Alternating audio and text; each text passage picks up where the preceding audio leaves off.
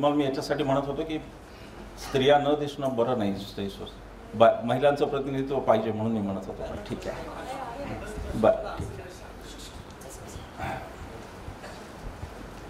आजच्या कार्यक्रमाचे अध्यक्ष ज्येष्ठ पत्रकार भटेवरा सर, आदरणीय डॉक्टर DL कराड सर, माझे मित्र असीम सरोदे, समोर उपस्थित हेमलताताई आहेत, निशिकांत भाऊ भालेराव, वाघ सर दिसत आहेत, डॉक्टर नंदकुमार देशपांडे, माधव पळशीकर मला दिसत आहेत तिकडे, सोनाली साळगावकर आहेत, सोमा कोऱ्हाडे यांच्यासाठी एकदा टाळ्या वाजवा.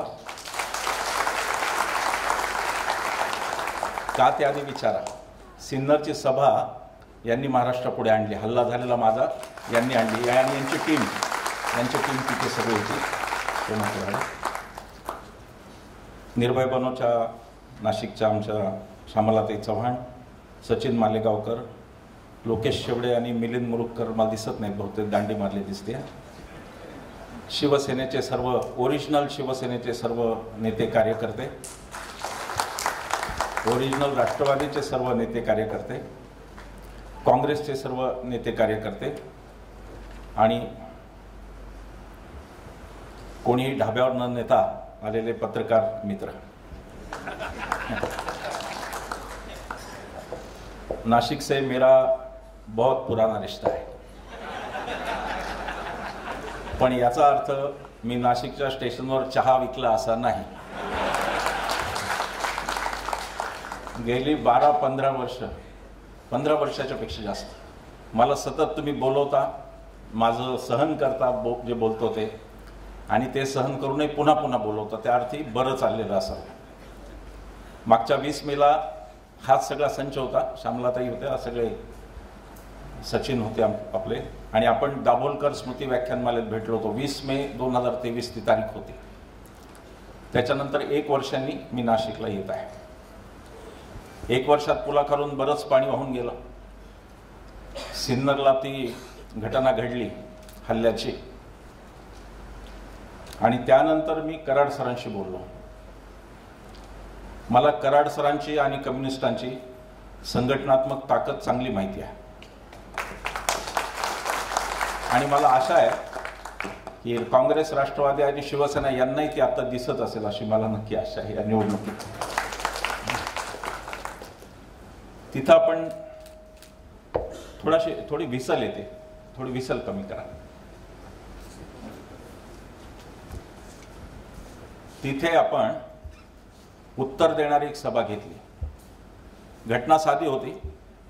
मी काही बोलत होतो आणि मी हेही म्हणणार होतो पुढच्या टप्प्यात की मी तुमच्यापेक्षा चांगला हिंदू आहे आणि मी वेद आणि उपनिषद वाचलेला हिंदू आहे, पण त्याआधीच काही माथे फिरूंनी येऊन माझ्यासमोरचा माईक काढला आणि ती घटना घडली.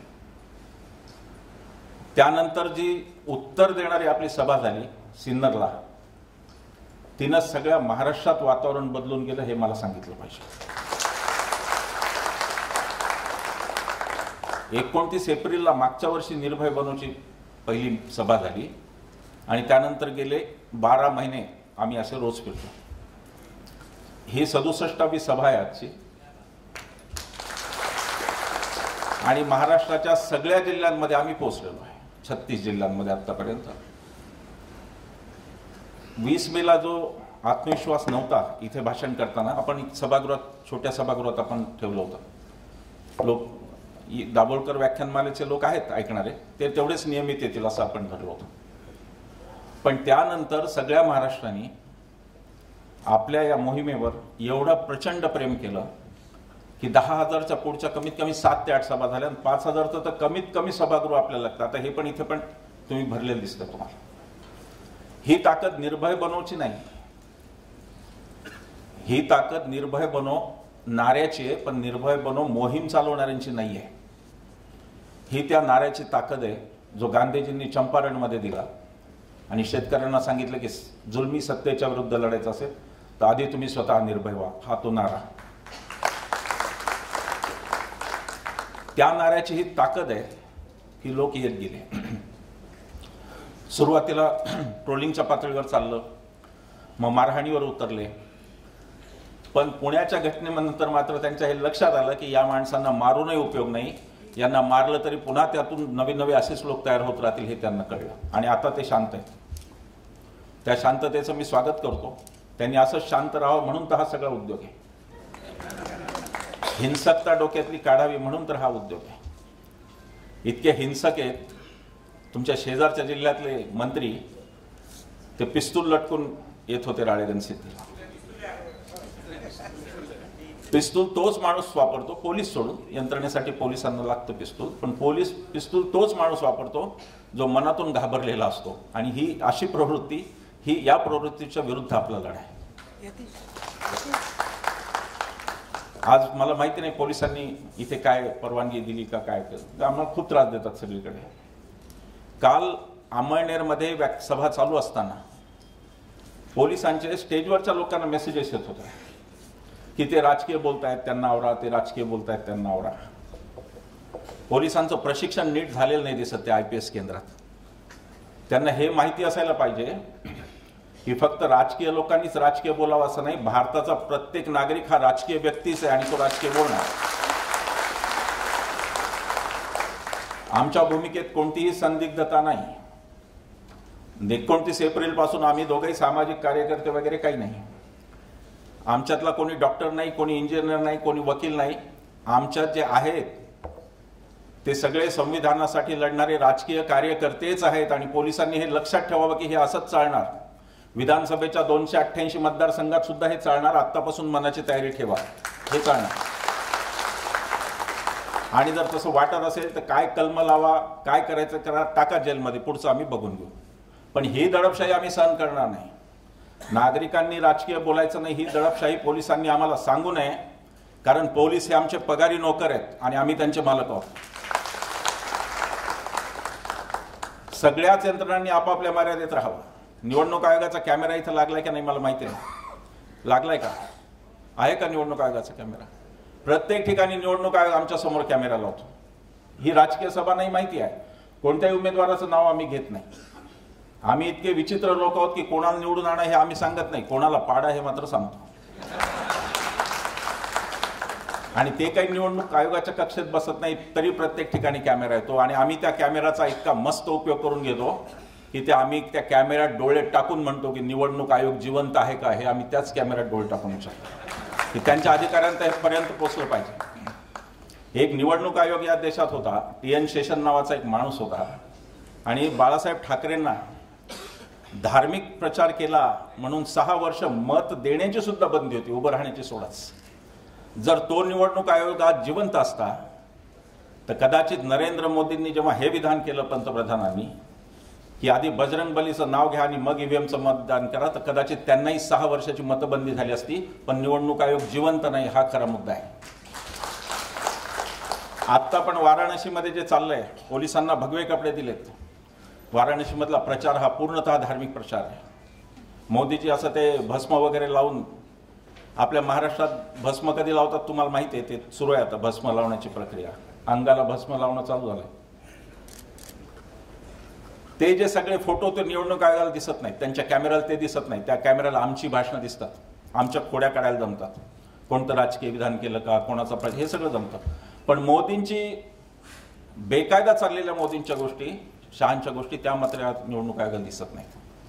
हा निवडणूक आयोग इतका पुढे गेला की फक्त चिन्ह ठरवण्याचा अधिकार असताना पक्ष कोणाचा हे पण हा आयोग ठरवायला लागला. इतका हा आयोग पुढे गेला. आणि म्हणून त्यांच्या डोळ्यात डोळे घालून आम्ही म्हणतो की तुम्ही सुद्धा, आम्ही भारतीय लोक या लोकांचे नोकर आहात हे लक्षात ठेवा. तुम्ही मोदी शहांचे नोकर नाही, तुम्ही भारतीय जनतेचे नोकर आहात, हे आम्ही त्यांना दरवेळेला सांगतो.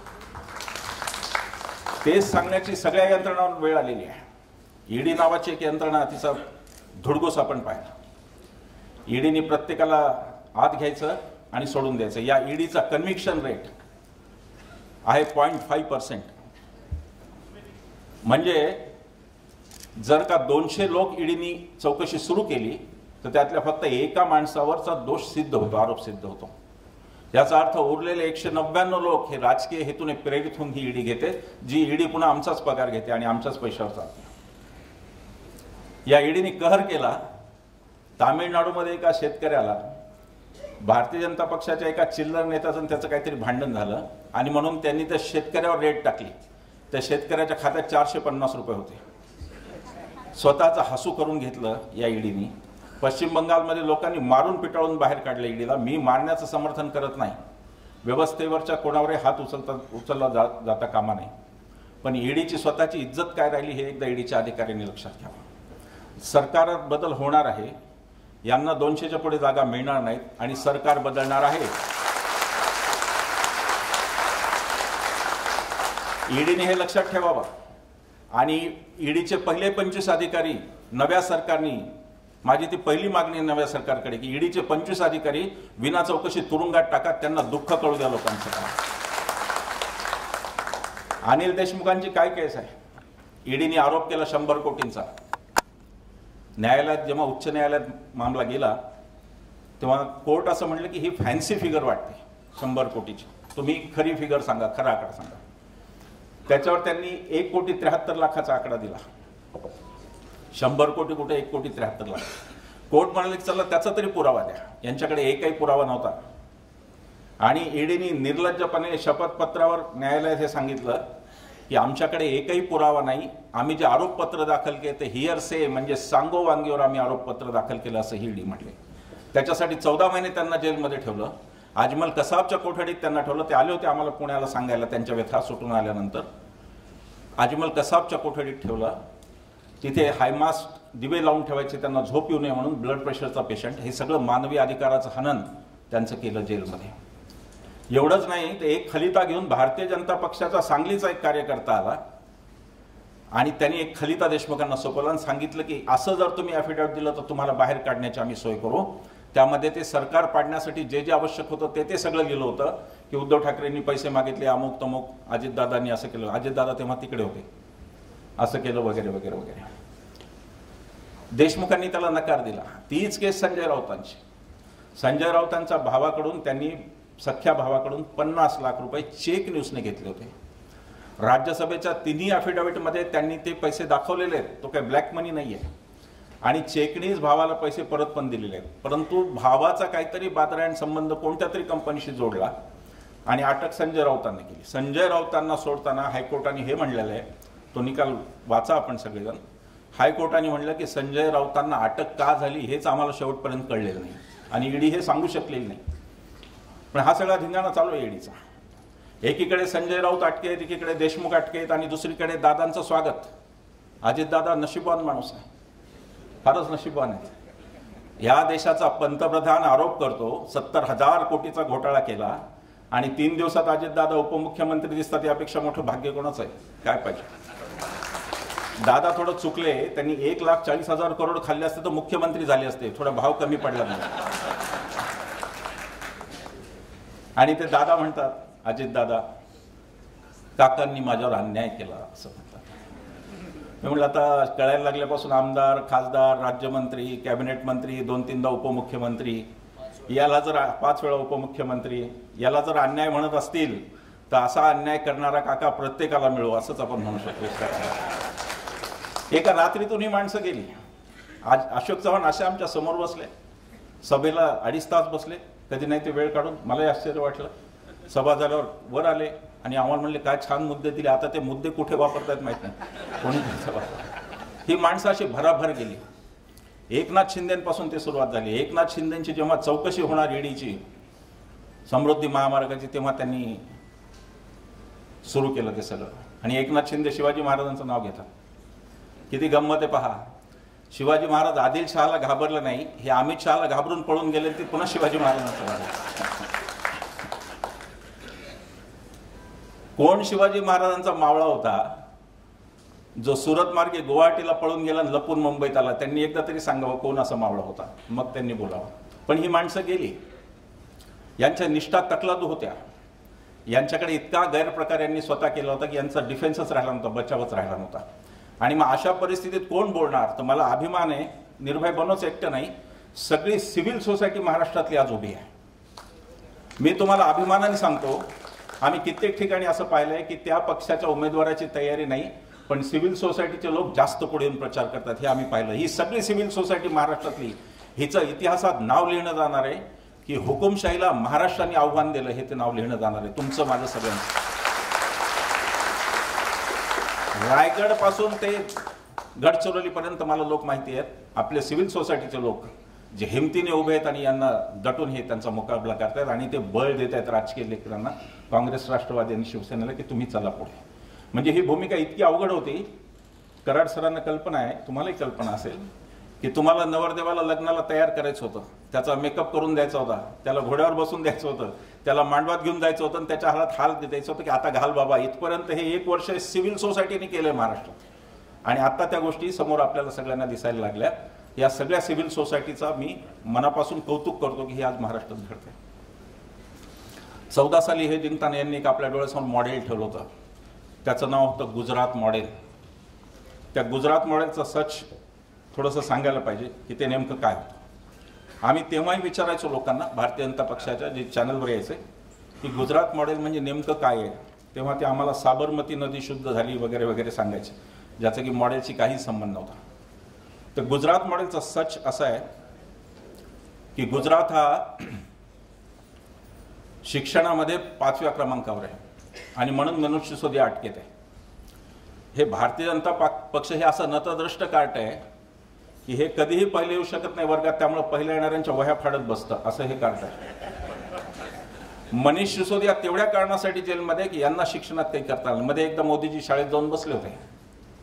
काही लोक असंही म्हणाले की बाबा पहिलाच प्रसंग होता त्यांचा शाळेत जाण्याचा, मला माहित नाही,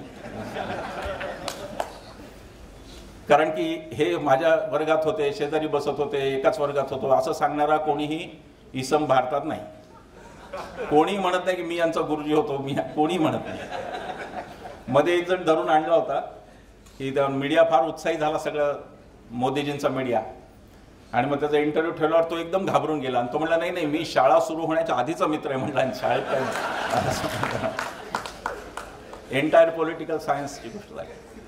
पण या देशाची बुद्धी कशी फिरली मला माहिती नाही, की या देशातले सुशिक्षित, चांगले शिकले सवरलेले लोक केम्ब्रिज विद्यापीठातून शिकून आलेल्या माणसाला मौनी बाबा म्हणायला लागले आणि ज्याची पदवीच खोटी आहे त्याला विश्वगुरू म्हणायला लागले, अशी या देशावर वेळ आहे.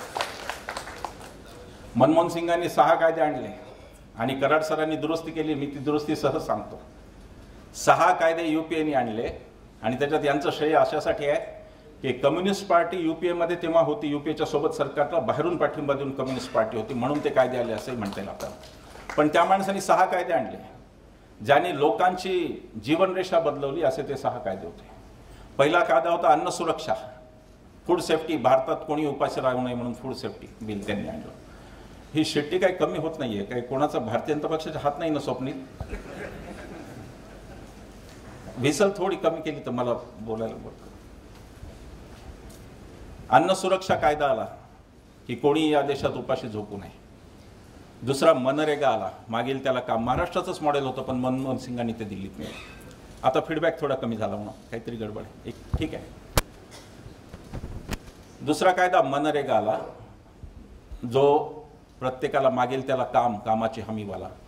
ती योजना मोदी म्हणाले होते लोकसभेत पहिल्या अधिवेशनात, इसको तो मैं काँग्रेस का स्मारक बनाऊंगा. त्याच्यासाठी त्यांना दामदुप्पट निधी द्यावा लागला. ती कबूल न केलेली ती हार आहे. अशा अनेक हारी आहेत मोदीजींच्या, ते कबूल नाही करत. जीएसटीचा त्यांनी विरोध केला होता, हेही ते कबूल करत नाहीत आणि गोष्टी करत नाही. तिसरा RTI आणला, राईट टू इन्फॉर्मेशन. चौथा राईट टू एज्युकेशन आणला. आपण महाराष्ट्रात बोलतो सावित्रीबाई फुले अमुक तमुक, पण त्या सगळ्यांचं स्वप्न मनमोहन सिंगांनी पूर्ण केलं. राईट टू एज्युकेशन आणून हे मनमोहन सिंगांचं श्रेय होतं.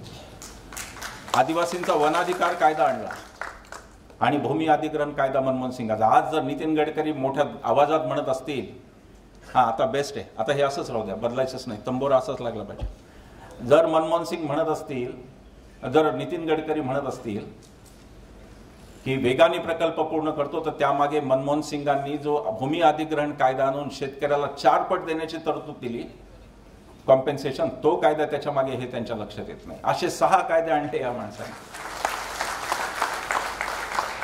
मौनी बाबा म्हणणाऱ्या माणसांनी 117 पत्रकार परिषदा घेतल्या 120 महिन्याच्या कारकिर्दीत.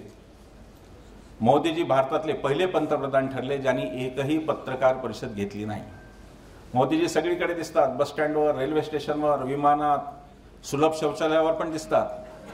फक्त एका ठिकाणी दिसत नाहीत म्हणजे पत्रकार परिषद. ते पत्रकारांना घाबरतात. मालक सगळे ताब्यात असून पत्रकारांना घाबरणारा पहिला हा पंतप्रधान आहे. वृत्तपत्रांचे मालक तुमचे आहेत, मीडियाचे मालक तुमचे आहेत, पण तरी तुम्ही घाबरता. मला हे बोलताना इथल्या पत्रकार मित्रांना सांगायचं आहे की निर्भय बनव तर्फे तुमचे खूप आभार, कारण पत्रकार मित्रांनी त्यांच्या निष्ठा सोडल्या नाही. निर्भय बनवच्या बातम्या सगळ्या त्यांनी खूप विस्तृत पाठवल्या. आता माल विकले गेले त्याला त्यांचा काही इलाज नाही, पण तुमच्या निष्ठा पक्क्या आहेत हे मला माहिती. एकही पत्रकार न परिषद न घेणार आणि घेतली तर काय, ते मुलाखत त्या एका हिरोला दिली की आंबा चोखून खाता का सोलून खाता का कोई कुठे टाकता. अरे काय ती मुलाखत. देशाच्या पंतप्रधानाला शोभणार एकही काम या काळात त्यांनी केलं नाही. आणि ते गुजरात मॉडेल विकून आपल्याला 2014ला आले होते. ज्या गुजरात मॉडेलमध्ये शिक्षणात ते 5व्या क्रमांकावर आहेत आणि आरोग्यात ते 12व्या क्रमांकावर आहेत. या गुजरातला ऑक्सिजन पुरवठा आपण केला. गुजरातला अनेक गोष्टी महाराष्ट्राने कोरोना काळात उद्धव ठाकरे मुख्यमंत्री होते त्यांनी पुरवलेला आहे, पण उद्धव ठाकरेंच्या नावाने कायम यांनी खडे फोडले. उद्धव ठाकरे आणि राजेश टोपे यांनी महाराष्ट्र कोरोनात सांभाळला. मी सांगतो तुम्हाला, जेव्हा गंगेत प्रेत वाहून जात होती यांच्या राज्यात उत्तर प्रदेशात, त्याला विनोबा प्रश्न प्रदेश म्हणायचे, तो अजूनही प्रश्न प्रदेश ठेवला यांनी. तिथं प्रेत वाहून जात होती आणि गुजरातला आपण ऑक्सिजन देत होतो. त्या काळात उद्धव ठाकरे आणि राजेश टोपे यांनी हा महाराष्ट्र मायेने सांभाळला. मी तुम्हाला सांगतो, तेव्हा जर हे आजचे एकनाथ शिंदे मुख्यमंत्री आणि ते हाफकिन स्पेशालिस्ट तानाजी सावंत ते म्हणाले होते की हाफकिन हा कोण माणूस आहे, याला सगळे का कंत्राट देतात. त्यांना हेही माहीत नाही की हाफकिन इन्स्टिट्यूट ही नेहरूंनी सुरू केलेली इन्स्टिट्यूट लस बनवणारी, हेही त्यांना माहिती नव्हतं. तर जर का एकनाथ शिंदे आणि तानाजी सावंत ही जोडी असती तर आजची ही सभाच झाली नसती, कारण श्रोते पण जिवंत नसते आणि वक्ते पण जिवंत नसते. एक एक नमुने गोळा केले. ते शिंदे सेना तुम्ही पहा, करमणुकीचा पूर्ण खजिना आहे.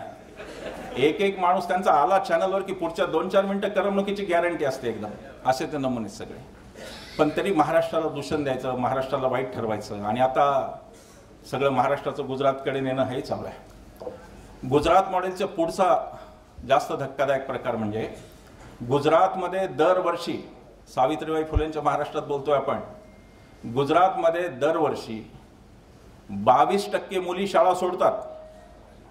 गुजरातचा ड्रॉपिंग रेट, मुलींचा जो कमी होण्याचा शाळेत, तो हा 22%चा. पण हे म्हणून त्यांनी विकलं. देशापेक्षा महागाई गुजरातीत आजही जास्त आहे. गुजरातचा महागाई निर्देशांक देशापेक्षा जास्त आहे.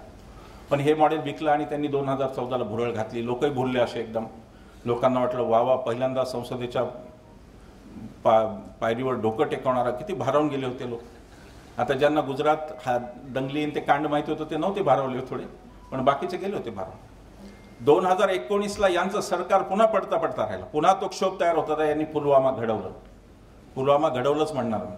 आणि हे मी नाही, सत्यपाल मलिक यांचे राज्यपाल, यांच्या पक्षाचे राज्यपाल सगळ्यांना सांगतायत की काय झालं पुलवामामध्ये. जर गर्दी जागा येत नसेल तर स्टेजवर पण येऊ द्या लोकांना, काही प्रॉब्लेम नाही, बसू दे. सगळ्यांचंच आहे स्टेज. हे निर्भय बनव सगळ्यांचं आहे. लोकांना पण येऊ दे, वर बसू दे, कोणाला काही नाही. हे जे काही घडलं 14ला आणि 19ला त्यांनी पुलवामा घडून त्यावरती ते जिंकले. आता यावेळी कोणताही नॅरेटिव्ह हाती लागलेला नाही. राम मंदिराचं झालं करून. त्यांना असं वाटलं होतं की प्रचंड हिंदू, त्यांना हे माहीत नाही, त्यांना या देशातला हिंदूच कळला नाही, हा खरा मुद्दा आहे. भारतीय जनता पक्ष आणि संघाची सगळ्यात मोठी फसगत ही आहे की त्यांना या देशातला हिंदू अजूनही कळला नाही. त्यांना हे कळलं नाही की हिंदू सहजभाव म्हणून सकाळी आंघोळ झाल्यावर 8-10 देवांना पाणी घालून येणारी माणसं प्रत्येक खेड्यात असतात, पण ही माणसं धार्मिक कट्टरवादी नसतात. देवाची पूजा करणं हा हिंदू सहजभाव आहे आणि मुस्लिम सहजभाव असा आहे की तुम्ही जाऊन नमाज पडणे हा मुस्लिम सहजभाव आहे. ते दोघंही कट्टर नसतात. ते धार्मिक असतात पण ते धर्मांध नसतात. आणि तिथे संघ परिवाराची आणि भाजपाची फसगत झाली की राम मंदिरचं वातावरण त्यांना 8 दिवस सुद्धा टिकवता आलं. आणि खूप केले, ते झेंडे केले, बेशरमपणाचा कळस होता. जिन्हें राम को लाया, तुम्ही कोण रामाला आणणार आहे? त्यांनीच तुम्हाला आणलं पृथ्वीवर, तुम्ही कोण रामाला आणणार आहे? जर तुम्ही धर्म मानत असाल आणि देव मानत असाल तर तुम्ही हिंदुत्ववादी म्हणता ना, मग राम को लाये म्हणजे कोणी आणलं रामाला? हिंदू धर्माचा संपूर्ण विकृती करण्याचा प्रयत्न संघ स्थापनेपासून करत आहे. आणि हा लढा 125 वर्ष आत्ताचा नाही, हा 100 वर्षाचा. हा लढा फार जुना आहे, ज्याच्यामध्ये मूळ हिंदूला संघी हिंदू हा करप्ट करायला जातो. हा लढा खूप जुना आहे, फार जुना आहे तो पहिल्यापासून आहे. आणि त्यांनी ते करून पाहिला. पण त्यांना जेव्हा कळलं की ती मात्रा आता लागू होत नाही, लोक म्हणाले मंदिर झालं, थँक्यू व्हेरी मच. मुस्लिमांनी सुद्धा पेढे वाटले की चला एकदाचा एक प्रश्न मिटला. मला कौतुक वाटलं, इथे काळाराम मंदिरात उद्धव ठाकरे होते, मला त्यांचं कौतुक वाटलं की हे सगळे भैये, महाराष्ट्रीयन भैये गुजराती लोकांच्या सांगण्यावरून युपीत गेले असताना उद्धव ठाकरे इथे काळाराम मंदिरात बाबासाहेबांनी जिथं प्रवेशाचा लढा केला त्या मंदिरात राहिले, याच्याबद्दल मला त्यांचं कौतुक आहे. हा महाराष्ट्र आहे, हा खरा महाराष्ट्र आहे आणि हा आमचा राम आहे. आम्ही त्यांना मग सभांमधून म्हणाल तेव्हापासून आम्ही त्यांना जास्त धोकादायक झालो, मग हल्ले वाढले आमच्यावरचे. जोपर्यंत आम्ही काही बोलत नव्हतो ते म्हणत होते हे तर हिंदूच नाही, मेरे अंगणे में तुम्हारा क्या काम आहे.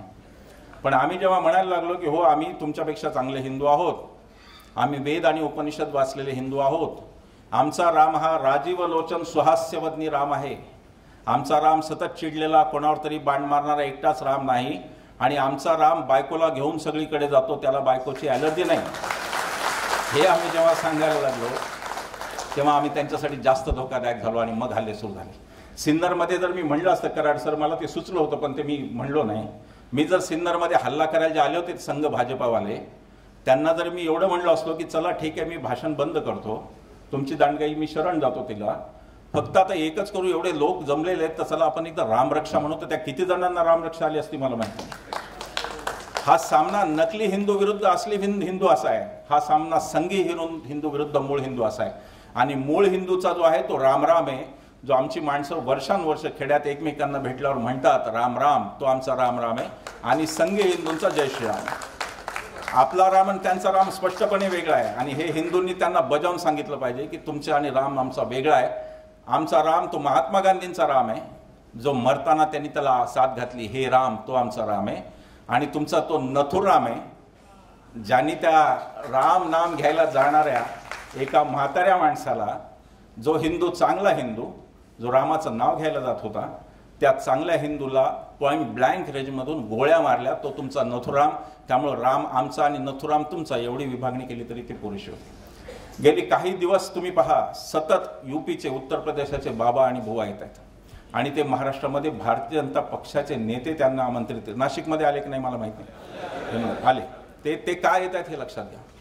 महाराष्ट्राच्या राजकारणाचं यांना उत्तर प्रदेशीकरण करायचं आहे. उत्तर प्रदेशीकरण म्हणताना माझ्या मनात उत्तर प्रदेशाबद्दल कोणताही द्वेष नाही, हे कृपा करून लक्षात घ्या. भारताला पहिले 2 पंतप्रधान दिलेला हा प्रदेश आहे, नंतरचे पण इंदिरा गांधींपर्यंत. त्यामुळे उत्तर प्रदेशचा माझ्या मनात आकस नाही. आता आजकाल आपल्याला ही पण सवय लागली, आपण त्या माणसांवरून प्रदेशाचा आकस करायला शिकलो. गुजरातबद्दल आपण आकस ठेवता कामा नये, कारण यांचा काल झाला, आधी गुजरात आपल्या बापूंचा आणि पटेलांचा आहे म्हणून आपण गुजरातबद्दल आकस. तर हे जे काही बाबा बुवा येत आहेत त्याच्या मागचं षड्यंत्र आपण समजून घेतलं पाहिजे. महाराष्ट्राच्या राजकारणाचं उत्तर प्रदेशीकरण म्हणजे ते करायचं आहे जे यांनी उत्तर प्रदेशात मंडलला विरोध म्हणून कमंडलचं राजकारण सुरू केलं, ते यांना महाराष्ट्रात सुरू करायचं आहे. ते करताना त्यांना ज्ञानोबा ते तुकोबा ही परंपरा त्यांची शत्रू आहे, कारण ती परंपरा पुरोगामी आहे. ती परंपरा त्यांना मानवत नाही, कारण ती समता आणणारी परंपरा आहे. म्हणून त्यांना आपले वारकरी लोक नको आहेत. हजारो वारकरी कीर्तनकार चांगले महाराष्ट्रात आहेत, प्रवचनकार चांगले, ते न बोलावता हे बाबा बुवांना का आणतात हे लक्षात घ्या. त्याचं कारण यांना हिंदू धर्माचं सुद्धा स्वरूप बदलून टाकायचं आहे. यांना ज्ञानोबा ते तुकोबा परवडत नाहीत, कारण की ज्ञानेश्वरांनी म्हणलंय वेद संपन्न होय ठाई, परी कृपणायसा आनन नाही, जो कानी लागला तिन्ही वर्णांच्या.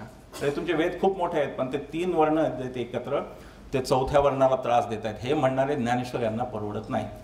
तुकाराम महाराज यांना परवडत नाही, जे म्हणतात की वेदाचा तो अर्थ आमाशीच ठावा, रे आम्हाला माहिती ना तुम्ही कशाला सांगता. ते तुकाराम महाराज यांना परवडत नाहीत. म्हणून वारकरी संप्रदायाचे लोक न आणता उत्तर प्रदेशचे बाबा बुवा आणून इथे भ्रष्टीकरण करणं चाललं आहे. आणि हे आजचं नाही, संसदेच्या उद्घाटनालाही ते आपल्याला दिसलं की तिथे तथाकथित साधू संत महंत गोळा केले होते. संसद आहे की हिचं रूपांतर धर्मसंसदेत झालं असं लोकांना वाटावं असा तो दिवस होता. भारताच्या इतिहासातला एक अत्यंत लाजिरवाणा दिवस होता, ज्या दिवशी बाबासाहेबाच्या राज्यघटनेवर भलत्याच साधू आणि संत महंतांनी आक्रमण केलं असा तो दिवस होता. आणि आत्ता म्हणतात की काय उलटा कांगावा, मोदीजी म्हणतायत मैं कांग्रेस को संविधान नहीं बदलने दूंगा. अरे हे म्हणजे वीरप्पननी म्हणण्यासारखं आहे की मी एकाला या जंगलातली लाकडं तोडू देणार नाही. वीरप्पननी म्हणण्यासारखं आहे, तू साफ केलं बाबा जंगल सगळं, तू आता कोणाला सांगतो. आता ते भलतंच काय काय बोलतायत. शहादतवर ते घसरले. आता यांना शहादत माहीत नसते. संघ परिवार म्हणजे फक्त कुजबूज, अफवा. बाकी कशाचाही संबंध नाही, चुकूनही नाही. त्यामुळे यांना शहादत माहिती नाही, यांना हे माहिती नाही की 2 पंतप्रधान गोळ्यांनी ठार मारले गेलेत, त्यांच्या अक्षरशः चाळणी केली शरीराची, हे यांना माहीत नाही. त्या शहादतची पण हे थट्टा उडवतात, कारण यांना त्याची सवयच नाही केली. यांची परंपरा फक्त माफीची, 6 माफ्या 7 माफ्या किती पाहिजे सांग, माफीनामे तयार ठेवतो, अशी यांची परंपरा. त्यामुळे त्या शहादतची यांना कल्पना येत नाही. पण आता मोदी तेही म्हणायला लागले संविधान बदलू. म्हणजे आता तुम्ही कोणतं ठेवलंय बदलायचं? संविधानाचा एक मला शब्द दाखवा. स्वातंत्र्य, परवाचं लोकसत्तेत मी एक लेख लिहिला होता, जर वेळ मिळाला तो वाचा. स्वातंत्र्य, समता, बंधुता, न्याय, समाजवाद, धर्मनिरपेक्षता, लोकशाही आणि गणराज्य या सगळ्या शब्दांची अक्षरशः गोळ्या घालून चाळणी करून झालेली आहे राजवटीत 10 वर्षाच्या. प्रत्येक शब्दाचं मी उदाहरण दिलंय, मी आता त्याच्यात वेळ घालवत नाही, पण प्रत्येक शब्दाची 2-4 उदाहरणं आहेत की देश पातळीवर हे कसं घडलं, संविधान मारायचं कोणतं आहे. आणि संविधान आम्हाला संपवायचं आहे हे आम्ही नाही म्हणत आहे, हे यांचे 4 लोक म्हणले. अरुण गोविल म्हणले, लल्लू सिंह म्हणले, अजून त्या दोघांचं मला नाव नाही लक्षात, अनंतकुमार हेगडेही म्हणाले, आणि अजून एक त्या गीता का कोणतं नाव आहे त्यांचं, 10 नाव आहेत, थँक्यू, 6 नावं अजून म्हणाले. यांचे लोक म्हणतात आम्हाला संविधान 400 जागा पार कशासाठी पाहिजेत, आम्हाला संविधान बदलायचं. यांचे लोक म्हणतायत की आम्हाला संविधान का बदलायचं, त्याचं उत्तर ते देत नाहीत, पण संविधान बदलायचं हे म्हणतात. आणि मोदींना आत्ता आम्हाला संविधान बदलायचं नाही हे खुलासा हा करण्यासाठी 4थ्या टप्प्यापर्यंत मोदी वाट पाहतात. त्या अर्थी सरकलं तर सरकवायचं होतं. संघ परिवाराची पद्धत आहे की 2-2 पावलं ते पुढे जाऊन जर कोणी अडवलं नाही तर ते आणखी पुढे जातात, आणि त्याच पद्धतीने चालू आहे. तेव्हा 24ला मतदानाला जातानाचा संघर्ष सोपा नाही. 24ला मतदानाला जाताना तुमच्याकडे काँग्रेस विरुद्ध भाजप, राष्ट्रवादी विरुद्ध असं काही नाही आहे. 24ला मतदानाला जाताना तुमच्यापुढे संविधान की मनुस्मृती याचा तुम्हाला निवाडा करायचा आहे. आणि दुसरा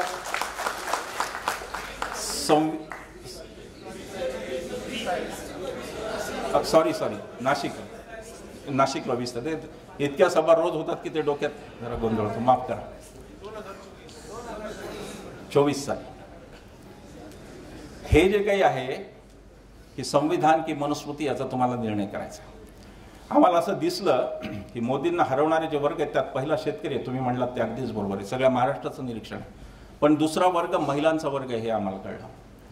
महिला का नाराज आहेत त्यांच्यावर, तर मणिपूरमध्ये जे घडलं की 2 महिला भगिनी नग्न धावत होत्या आणि हजारोंचा जमाव त्यांच्या मागे धुंदीन धावत होता, आणि तो त्यांच्यावर बलात्कार करण्यासाठी धावत होता. हे चित्र आपल्या महिलांच्या डोक्यात बसलेलं हे आम्हाला खूप ठिकाणी लक्षात आलं, आणि ते त्या चित्रावर ते करतायत.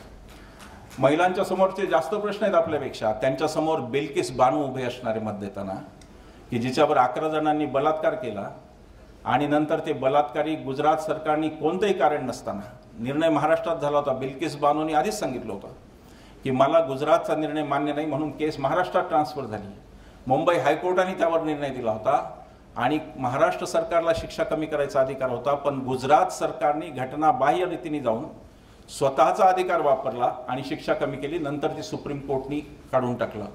पण ते होत असताना त्या बलात्काऱ्यांचे सत्कार या देशाने पाहिलेले. त्यांना लाज वाटत नाही हे शिवाजी महाराजांचं नाव घेतात आणि छत्रपती का आशीर्वाद म्हणतात. अरे छत्रपतींचा आशीर्वाद अशा कर्मदरिद्री लोकांना मिळत नसतो, ज्यांना बलात्कार केलेल्या लोकांवरचा सत्कार करावा वाटतो. अशा कर्मदरिद्री लोकांना छत्रपतींचा आशीर्वाद मिळत नसतो.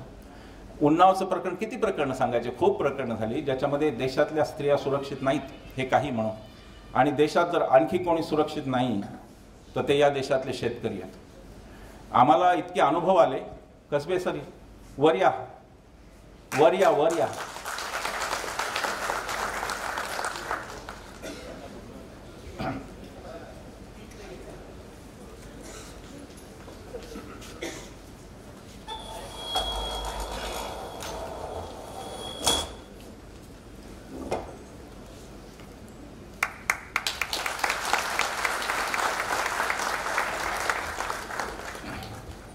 आम्हाला तुमच्या समोर बसण्याची सवय, तुम्ही काय आमच्या समोर बसता. कसबे सरांचं मी स्वागत करतो.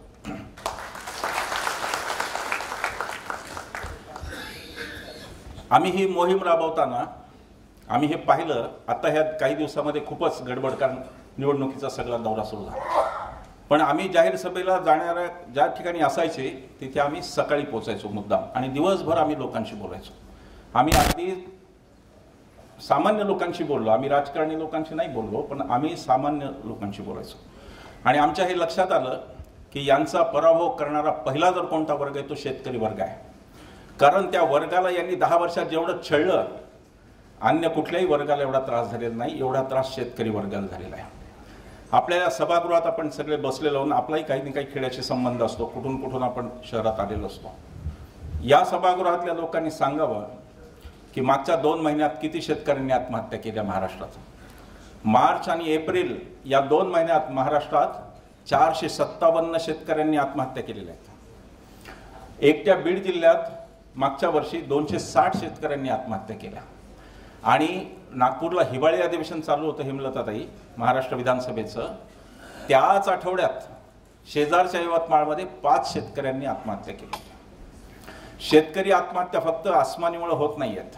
आसमानीमुळे ते असेल, ग्लोबल वॉर्मिंग आणि हे बदललेलं आहेच ते, अर्थात त्याचाही अभ्यास करावा असं एंटायर पॉलिटिकल सायन्सवाल्यांना वाटलेलं नाही, आणि महाराष्ट्रातही कोणाला वाटलं नाही. जगभरातले देश, छोटे छोटे देश सुद्धा आपापली नवीन वाणं जी रेसिस्टंट असतील, जी ह्या क्लायमेट चेंजला चांगल्या रीतीने हाताळतील अशी वाणं घेऊन तयार आहेत. पण भारतात मात्र नेमकं हे काय आहे याची चौकशी समिती सुद्धा नाही. कारण अत्यंत विज्ञाननिष्ठ असं एक सरकार इथे बसलेलं आहे. त्याची विज्ञानावर इतकी श्रद्धा आहे की आता फक्त न्यूटनच्या ऐवजी बाबा रामदेव यांनी गुरुत्वाकर्षणाचा शोध लावला, एवढंच पुस्तकात याचं सगळा वांधा आहे. पंतप्रधान स्वतः म्हणाले का जाहीर सभेत, त्या काँग्रेसमध्ये काय म्हणतात सायन्स काँग्रेस मध्ये पंतप्रधान असं म्हणाले की मित्रो हमारे पास प्लास्टिक सर्जरी थी. आणि उदाहरण त्यांनी काय दिलं तर म्हणे की ती गणपतीची गोष्ट, आणि त्यामध्ये पार्वती सांगते की तू थांब मी आंघोळीला जाते, आणि गणपती काय शंकराला ओळखत नाही आणि आत जाऊ देत नाही. तर मग शंकर रागावतात आणि डोकं कापून टाकतात गणपतीचं. तर पंतप्रधान म्हणाले की हमारे पास प्लास्टिक सर्जरी थी तो इसीलिए हाथी का मुंह चिपका दिया. बाळ फोंडके साहेबांनी प्रश्न विचारला महाराष्ट्र टाइम्समधून की म्हणे जर प्लास्टिक सर्जरी उपलब्ध होती तर जे डोकं उडवलं होतं तेच का चिटकवलं नाही, एक हत्ती का मारला वा तुम्ही त्यासाठी. इतकं विज्ञाननिष्ठ सरकार. तोही एक आपल्या समोरचा मुद्दा आहे की मतदानाला जाताना तुम्हाला हाही विचार करायचा आहे की न्यूटन की बाबा रामदेव, हा तुम्हाला विचार करायचा आहे. मेंडेलीव का कोणते दुसरे बाबा त्यांचे आसाराम बापू, याच्यावर तुम्हाला विचार करायचा.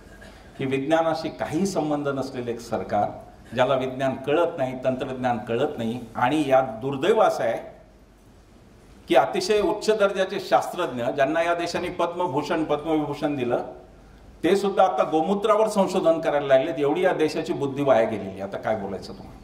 हे सगळं जे चाललंय ते नीट लक्षात घ्या. आणि आपला मुद्दा शेतकऱ्यांचा होता, तर शेतकरी यांना पाडणार त्याचं कारण हे बाजारभावांशी दररोज खेळतात हे कारण आहे. लासलगावचा कांदा उत्पादक असतील इथे काही, तर निर्यातीला बंदी आहे लाल कांद्याला, आणि गुजरातचा पांढरा कांदा मात्र मस्त निर्यात चालली, हे लक्षात घ्या. आणि हे फक्त कांदा उत्पादकाचं नाही, आमच्या लक्षात नाही, सगळीकडेच महाराष्ट्राचं आहे. सोयाबीनचा भाव, जो मराठवाडा आणि विदर्भाचं मुख्य पीक आहे, त्या सोयाबीनचा भाव 4200 रुपये 43 रुपये आजही आहे, जो मोदींनी शपथ घेतली तेव्हा होता. आणि त्याच्यानंतर गेल्या 10 वर्षात बियाण्यांचे दर दुप्पट झाले, औषधांचे खतांचे सगळे भाव वाढले, ट्रॅक्टरला जे डिझेल लागतं त्याचे भाव पण 107 रुपयावर गेले. पण शेतकऱ्याचा भाव मात्र तिथेच राहिला, आणि तो संघर्षाचा खरा मुद्दा आहे. शहरी भागापेक्षा ग्रामीण भागात वेगळ्या मुद्द्यांवर मतदान होतं हे आमच्या लक्षात आलं.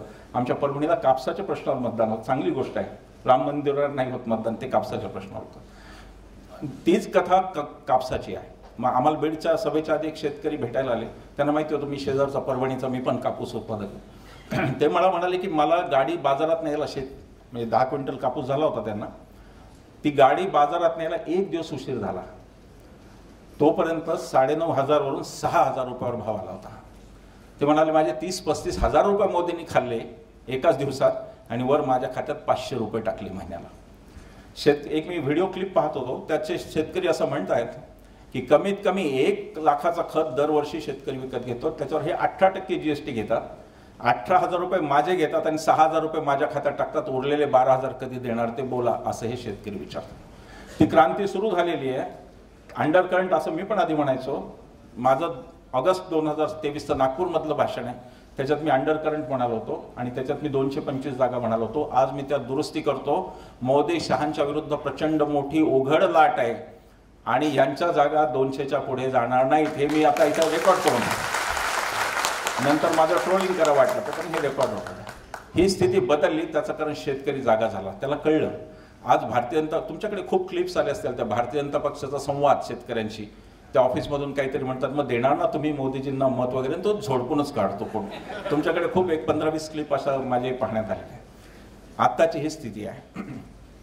आज कसबे सर येण्याच्या आधी मी घटनेचा बद्दल बोलत होतो आणि मी कसबे सर असंही म्हणालो की घटनेचं पुस्तक जागेवरच आहे, पण त्यातल्या प्रत्येक शब्दाला गोळी घातली गेलेली आहे. हे आजचं स्वरूप आहे. आणि म्हणून 400 पारचा नारा, तो नॅरेटिव्ह पण आता संपला. गेल्या 15 दिवसात ते आपकी बार फिर एक बार मोदी सरकार याच्यावर आलेले आहेत.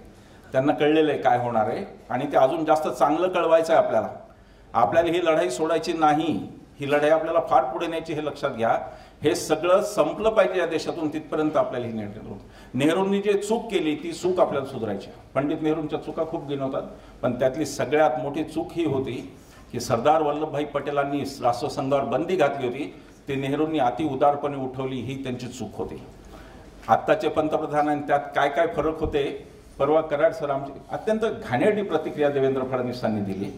ही गृहमंत्र्याची प्रतिक्रिया आहे म्हणून मला देवेंद्र फडणवीस असं म्हणाले आमच्यावर चालल्यानंतर की नाही, हल्लेखोरांना तर शिक्षा होईल, पण उच्च पदस्थांबाबत बोलताना जपून बोललं पाहिजे.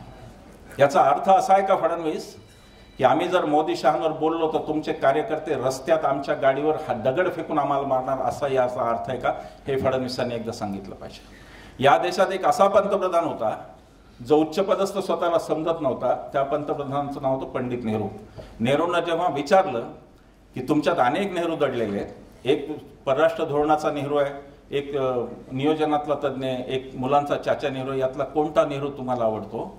त्यावर नेहरू असं म्हणाले की मला माझ्यातला तो नेहरू आवडतो ज्यांनी या देशातल्या सामान्यातल्या सामान्य माणसाला एवढं अभिव्यक्ती स्वातंत्र्य दिलं की माझ्या कार्यालयाच्या शेजारच्या विजय चौकात उभा राहून हा सामान्य माणूस मोठ्या आवाजात म्हणू शकतो की पंडित नेहरू हा महामूर्ख माणूस आहे. हे स्वातंत्र्य देणारा नेहरू मला आवडतो. त्या देशात आज हे ऐकावं लागतंय की उच्चपदस्थ फडणवीस उच्चपदस्थ वगैरे कोणी नाही, तुम्ही 5 वर्षासाठी नेमून दिलेले जनतेचे नोकर आहात आणि जनता मालक आहे, ती वाटेल त्यावेळेला तुम्हाला बदलेल, एवढं लक्षात ठेवा.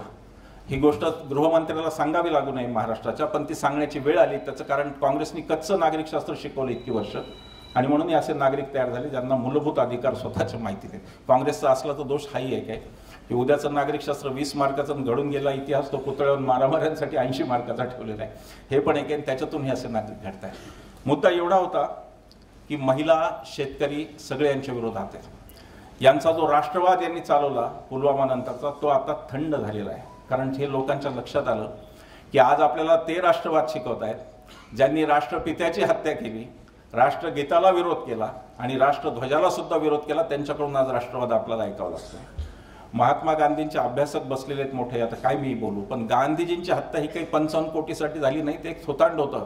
त्याच्या आधी पण 7-8 प्रयत्न झाले होते, 6-7 प्रयत्न, ते थोतांड होतं. एवढ्यासाठी गांधीजीची हत्या झाली की हा म्हातारा जिवंत आहे तोपर्यंत भारतात धर्माचं राजकारण होऊ शकत नाही हे कळत होतं, म्हणून गांधीजींची हत्या झाली. आणि त्यांना गोळ्या घालणारे आज आम्हाला सांगतायत की राष्ट्रवाद कसा असतो. आम्हाला ते तिरंगा शिकवतायत की ज्यांनी तिरंगा कधी पाहिलाच नव्हता. निशिकांत भाऊ इथे बसलेले आहेत. 42 मध्ये आमच्या घरांमध्ये 42 पासून तिरंगा आहे. तुम्हाला आज कळला, आमच्याकडे 42 पासून आहे. तो तुम्हाला आज कळला.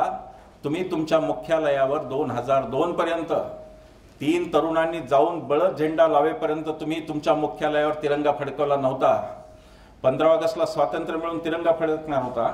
14 ऑगस्टला यांच्या मुखपत्रात लेख होता की आम्ही तिरंगा मानत नाही कारण की 3 हा हिंदू धर्मात अशुभ आकडा आहे म्हणून आम्ही मानत नाही. एवढं पण डोकं नाही की ब्रह्मा विष्णू महेश पण मग अशुभ ठरले काय 3 आकडा.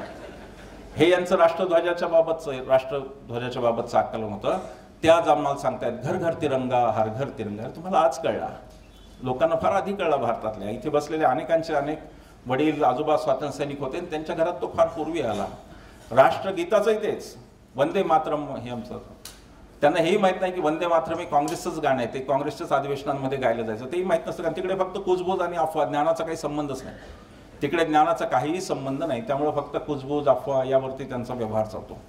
वंदे मातरम आमचं राष्ट्रगान आहे, परंतु बाबासाहेबांच्या घटनेने मान्यता दिलेलं राष्ट्रगीत हे आमचं जनगणमन आहे.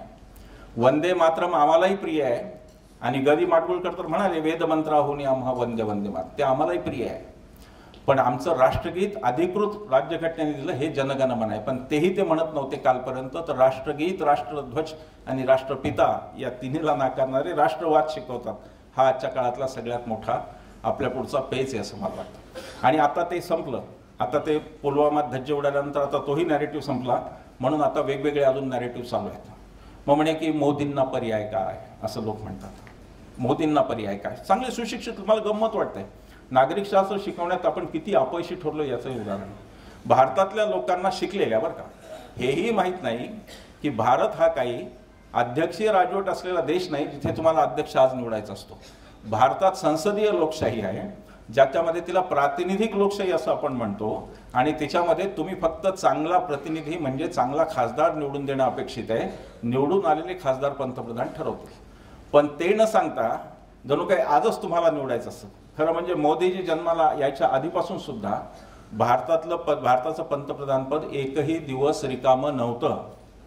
ही एक पोस्ट अशी जी कधी रिकामी राहिली नाही. इंदिरा गांधींचं प्रत समोर ठेवून राजीव गांधीचा शपथविधी झालेला आपण पाहिलं.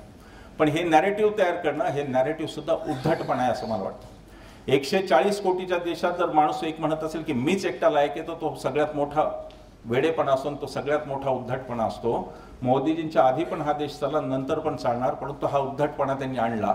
आणि मोदींना पर्याय काय वगैरे असं. परवा ते ध्रुव राठींनी चांगलं हे केलं. तो म्हणला की तुम्ही गाडीत बसलात आणि ती गाडी पेटली, तर तुम्ही म्हणता का की दुसरी पर्याय गाडी कुठे, मी बसून राही, नाही तुम्ही आधी उतरता त्या गाडीच्या खाली. तर आता हे तसंच आहे. आता यांना आधी घालवायचं, मग आपल्याला पर्याय पाहू. या देशाची पुण्याई एवढी नक्की आहे की या देशाचं पंतप्रधानपद रिकामं राहणार नाही. ते नॅरेटिव्ह तयार करायचे, सतत काहीतरी खोटं नाटक, सतत काहीतरी व्यक्तिवाद आणायचा. ते तू भलतंच त्यांचं मोदीजींचं. ते काय म्हणजे मला तर काय कळतच नाही, डोकंच चालत नाही आपलं. तर ते राम मंदिराचं उद्घाटन आणि हेच एक मोठ्या हॉलमध्ये इकडून तिकडे एअरधारा घालतात. ते धोतर बितर ते हे लावलेलं. अरे काय देशाने काय म्हणजे पंतप्रधान मिळवला का पुजारी मिळवला असं वाटतं काय. ते कुठे फिरतात माहित नाही. ते हॉल पण कोणी बांधलेले असतात त्यांच्यासाठी माहित नाही, ते एकटेच फिरत असतात त्याच्यापासून. आणि ती मी तर लोकांना म्हणलं त्या दिवशी की अरे बाबा नीट जरा पहा, ते रामलल्लाचं जे गर्भगृह आहे त्याच्यामध्ये एकदा नीट बघा की रामलल्लाचीच मूर्ती की यांनी स्वतःचा फोटो ठेवला, एकदा बघा म्हणजे. कारण हे काही करू शकतात. तिथे असायचं यांचाच पुतळा पुन्हा. काय ते वेशभूषा तर किती बापरे, कधी ते मोराचं पीस काय म्हणजे ते फॅन्सी ड्रेस स्पर्धाच चालते सगळी. कोणीतरी लहान मुलगा म्हणला म्हणे हे शाळेत फॅन्सी ड्रेसमध्ये पहिले आले वगैरे असं ते म्हणत होते. माहित नाही शाळेत गेले नाही तर ते होणार कसं, पण म्हणत होते. एकदा काय तर ते दाढी वाढून टागोरच झाले होते. तुम्हाला आठवतंय तर टागोरांसारखा झब्बा, दाढी असे सगळं ध्यान चालतं. अरे जर दाढी वाढून टागोर होता आलं असतं तर नाशिकमध्ये आता 500 टागोर राहिले असते. काय कमी होते टागोरांचे. वाटेल त्या वेशभूषा, वाटेल त्या गोष्टी करायच्या आणि काहीतरी चमत्कृती पूर्ण करायचं. रात्री 8 8 से काय नोटो का कागज के रूप में रह जाएंगे. अरे काही गरज आहे का तुम्हाला त्याची. अर्थव्यवस्था चांगली चालली होती, केली पंक्चर गोळ्या घालून. ते आठवते तुम्हाला सगळ्या नोटाबंदी. तर लोक बोळेपणाने म्हणतात नाही नोटाबंदी ही चूक. अरे चूक नव्हती, तो सुनियोजित भ्रष्टाचार होता हे लक्षात घ्या. नोटाबंदीचं 20% कमिशन कुठं गेलं एवढा फक्त विचार करा, ते कळेल कशी ती सुनियोजित गोष्ट होती. महाराष्ट्रामध्ये या नाशिकमध्ये एकाही माणसाने आत्महत्या केली नाही. केली का एखाद्याने नोटाबंदी झाल्यावर? त्याचं कारण पैसे बदलून देणारी यंत्रणा 20% घेऊन कार्यान्वित होती आणि ती यंत्रणा कोणाची होती हे सगळ्याला माहिती आहे. ते पुन्हा मी सांगण्याची गरज नाही. त्याच्यानंतर कोणत्या पक्षाची कार्यालय सगळ्या जिल्ह्यात मोठमोठी झाली सगळ्यांना माहिती आहे. यांच्या एका बँकेनी, त्या बँकेचं नाव अहमदाबाद कोऑपरेटिव्ह बँक, या बँकेनी नोटाबंदीनंतर 5 दिवसात 550 कोटी रुपये बदलून दिले होते. त्या बँकेचं नाव आहे अहमदाबाद कोऑपरेटिव्ह बँक आणि त्या बँकेचे संचालक आहेत श्रीमान अमित शहा, हे संचालक आहेत. गुजरातमध्ये 11 बँका अशा आहेत, वर पण येऊन बसू शकता जागा नसेल तर सगळं. गुजरातमध्ये 11 बँका अशा आहेत भारतीय जनता पक्षाच्या ताब्यातल्या, ज्या बँकांनी 3000 करोड रुपये बदलून दिले पहिल्या 5 दिवसात. आणि त्यानंतर मात्र महाराष्ट्राच्यावर ते सोपवलं की महाराष्ट्रातल्या बँका ह्या कोऑपरेटिव्ह बँका कशा करप्ट आहेत असं ते शिकवते. हे सगळं भ्रष्टाचाराबद्दल त्यांच्या न बोललेलं बरं. आत्ता एक क्विंट नावाच्या नियतकालिकाची स्टोरी आली होती. या क्विंटमधली स्टोरी फार खतरनाक आहे, ती जरूर वाचा. ती येऊ देत नाहीत पण त्या क्विंटनी काहीतरी हिंमत केली. गुजरातमध्ये एक दलित कुटुंब होतं आणि या दलित कुटुंबाची 6 एकर जमीन रस्त्याच्या कामात गेली, हायवेच्या, आणि त्या कुटुंबाला 12 कोटीचं कॉम्पेन्सेशन मिळालं. ते मिळाल्याच्या दुसऱ्या दिवशी वेल्सपन नावाची कंपनी अदानीशी संबंधित, तिचा एक अधिकारी त्या कुटुंबाच्या घरी गेला आणि त्यांनी त्यांना सांगितलं की हे पैसे तुम्हाला इलेक्ट्रॉल बॉन्डमध्ये गुंतवावे लागणार आहेत.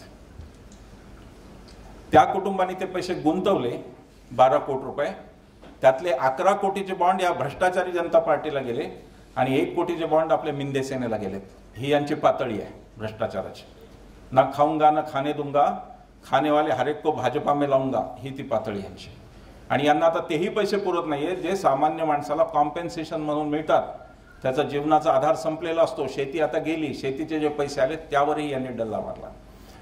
इलेक्ट्रॉल बॉन्ड्समध्ये कोर्टाने दिलेला निर्णय मोठा चमत्कारिक आहे. आजकाल सुप्रीम कोर्ट काय निर्णय देतं आमच्यासारख्या पामरांना तर कळतच नाही. आम्ही टीकाही नाही करत, लगेच व्हायचं की कोर्टाचा अवमान केला वगैरे. कोर्टाने जनतेचा अवमान केला चालतो, जनतेने कोर्टाचा नाही करायचा. चमत्कारिक निर्णय. इलेक्ट्रॉल बॉन्ड घटना बाह्य आहे, इलेक्ट्रॉल बॉन्ड वाईट आहेत, इलेक्ट्रॉल बॉन्ड बेकायदा आहेत, पण आता आलेच तर चालून द्या असा तो आदेश आहे. तुम्ही जर इलेक्ट्रॉल बॉन्डवर निर्णय देत असाल सुप्रीम कोर्ट म्हणून, तर supreme court can not only note the observation, त्यांना रेमेडी द्यायला पाहिजे त्याच्यामध्ये. सुप्रीम कोर्टनी कोणतीही रेमेडी दिलेली नाही, फक्त ऑब्झर्वेशन आणि एक निकाल दिला की हे घटना बाह्य आहेत. पण ते जे आत्ता घेतले गेले त्याचं काय करायचं हे सांगा ना.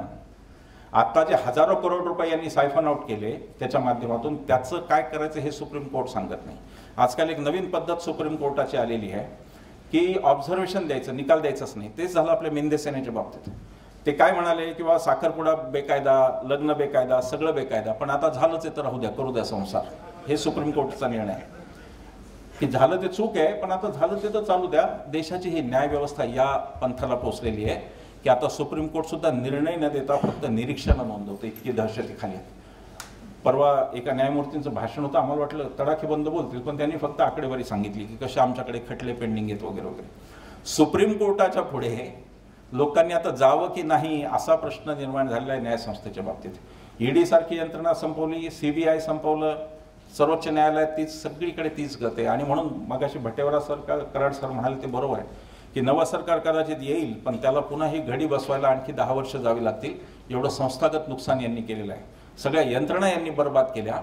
आता आश्चर्यकारक अशी भूमिका काही आमच्या मित्रांनी घेतली. आम्ही खरं पत्रव्यवहार केला, सगळं झालं, पण त्यांनी भूमिका घेतली.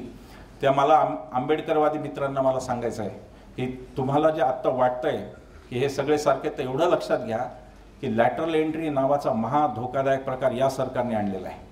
ज्याच्यामध्ये IAS लोकांच्या वर संघाचे स्वयंसेवक बसवले जातात IAS लोकांच्या वर, आणि त्या लॅटरल एंट्रीमध्ये कोणतंही आरक्षण नाही.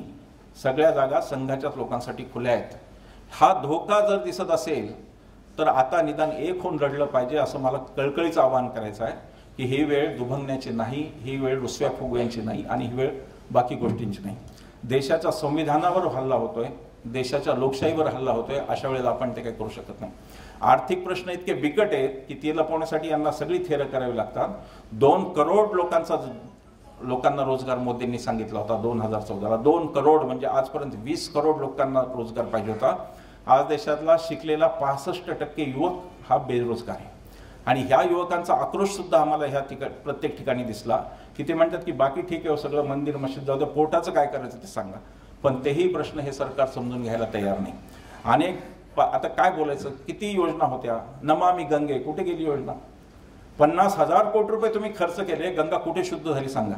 गोदावरी, मला वाटलं नंतर आपला नंबर येईल, आपण एक दक्षिण गंगा म्हणतो ना गोदावरीला, पण ती नर्मदा सुद्धा शुद्ध झाली नाही. येऊन जाऊन लोकांमध्ये गुजरात मॉडेल म्हणजे लोकांमध्ये फोडाफोड करणे, गुजरात मॉडेल म्हणजे बेकायदा राज्य करणे, आणि गुजरात मॉडेल म्हणजे थापा मारणे.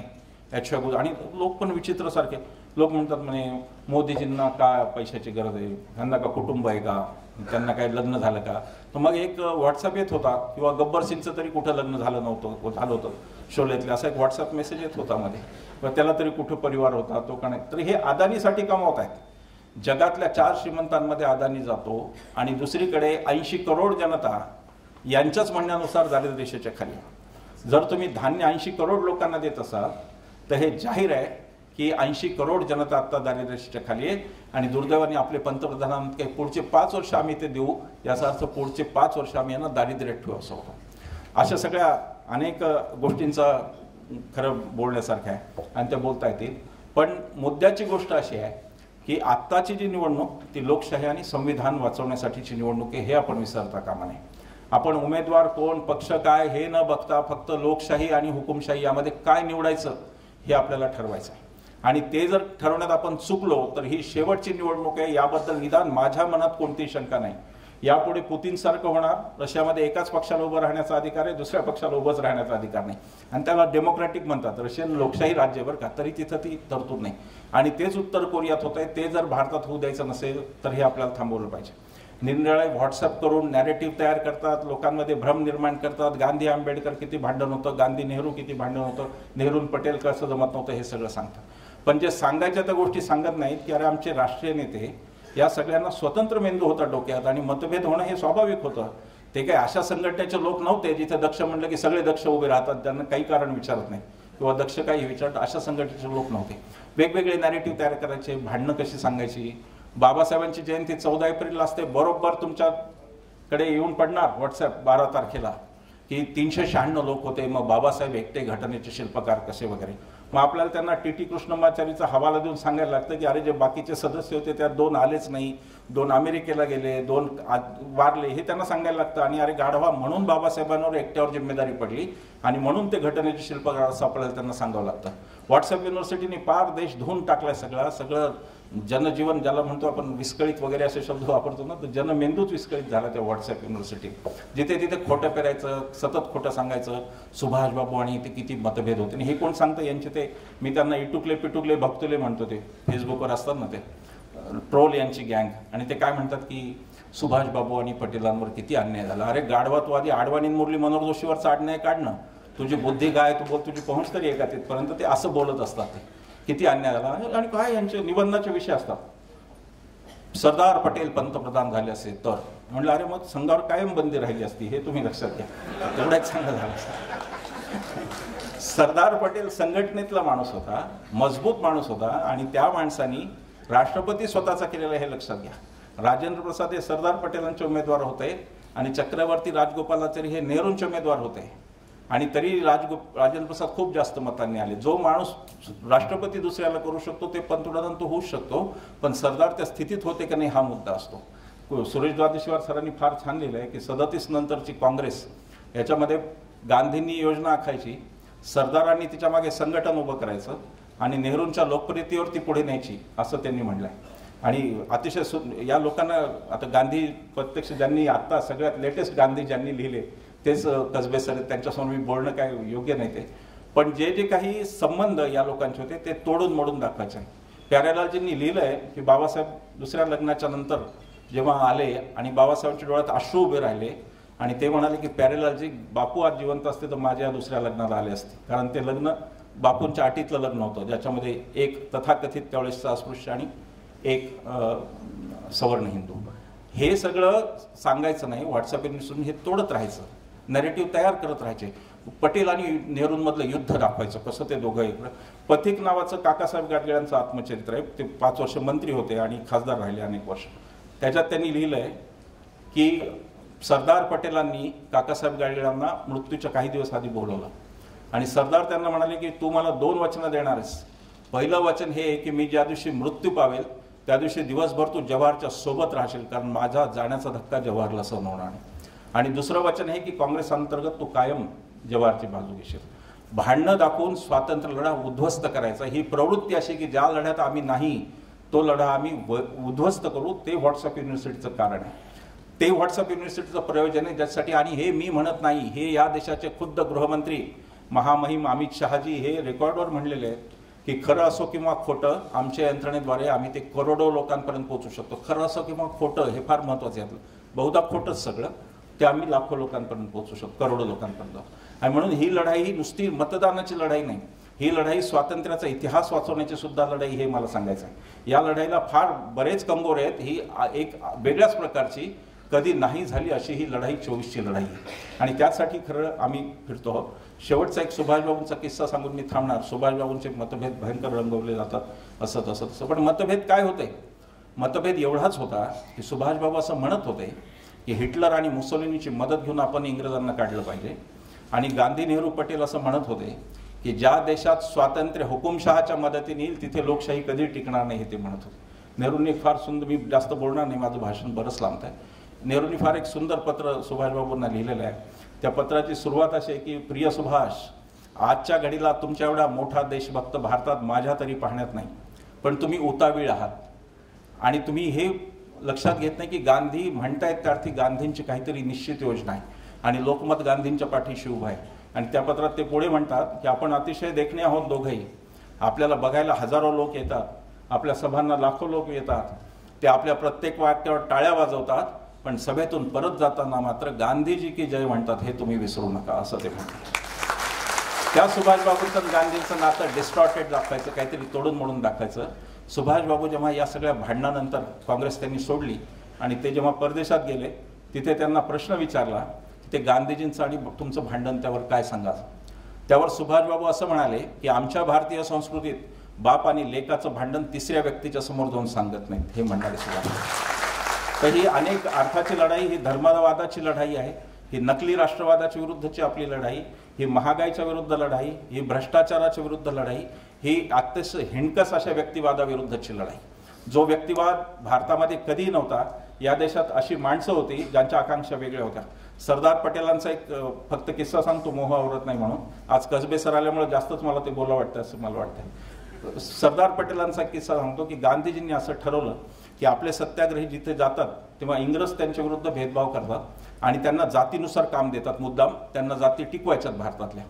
आणि म्हणून गांधीजींनी सांगितलं की हे चक्र आपण उलट करायचं. जो तथाकथित उच्च जातीचा तो तथाकथित सगळ्यात शेवटचं काम करणार. सरदार पटेलांनी पत्र लिहिलं की बापू, मैं जब भी जेल में जाता हूं तो आपका ये बामन, म्हणजे महादेवभाई देसाई, ये भी मेरे साथ आता है और इसलिए मुझे पैखाना साफ करने का अवसर नहीं मिलता. या देशातल्या उच्चतम माणसाची आकांक्षा आहे की मी पायखाना साफ केला पाहिजे.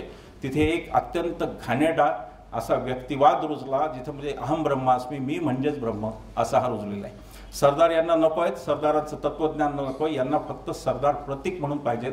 बादरायण संबंध की सरदार पण गुजरातचे, एवढाच एक संबंध आहे. बाकी यांचा आणि सरदारांचा काही एक संबंध नाही.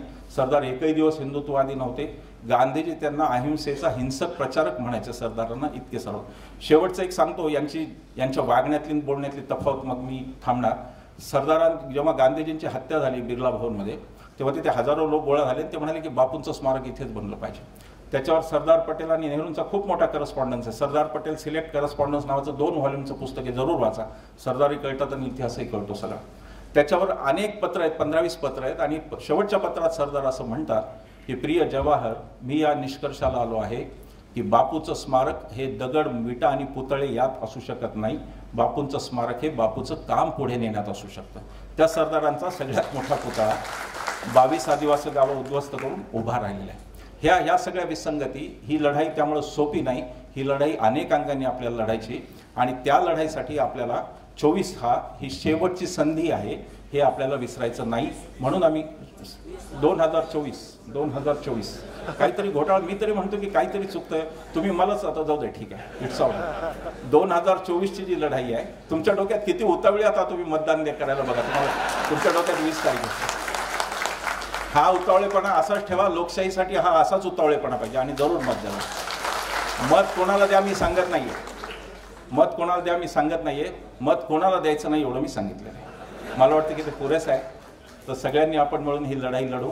इथे मोठा विजयोत्सव, राजभाऊ कोण इथे उमेदवार, वाजे वगैरे त्यांचा जर विजयोत्सव झाला, मी पुन्हा त्यांना निवडून आणा म्हणत नाहीये, त्यांचा जर विजयोत्सव झाला तर आम्हाला दोघांना जरूर बोला, एवढंच सांगतो. धन्यवाद.